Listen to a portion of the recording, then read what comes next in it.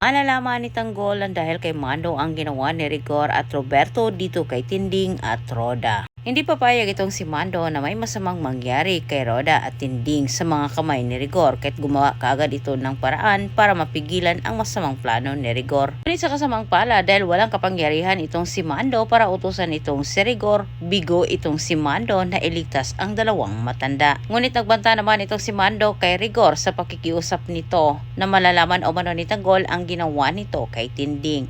Katwira naman ni Rigor, hindi umano siya natatakot kay Tanggol at wala umanong magagawa si Tanggol sa kanyang gagawin kay Tinding. Kaya sa harap ni Mando, tinaychi ni Rigor itong si Tinding at Roda.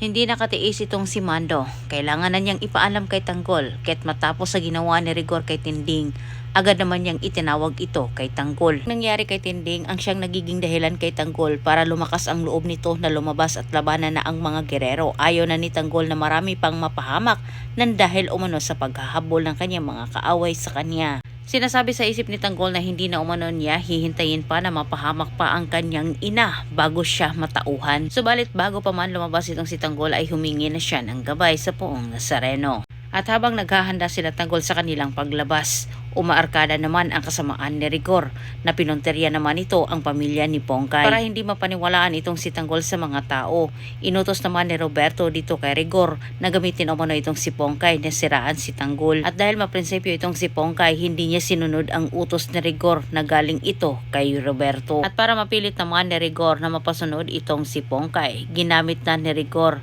ang mga pamilya ni Pongkay. Kahit gagawin pa ni Pongkay ang utos ni Rigor ay wala na itong magagawa pa nang dahil si Tanggol ay lumabas na sa mga oras na iyon. Lahat ng ginagawang masamang plano ni Rigor at Roberto na hindi na ito gumagana na tilang ito ay sirang makina.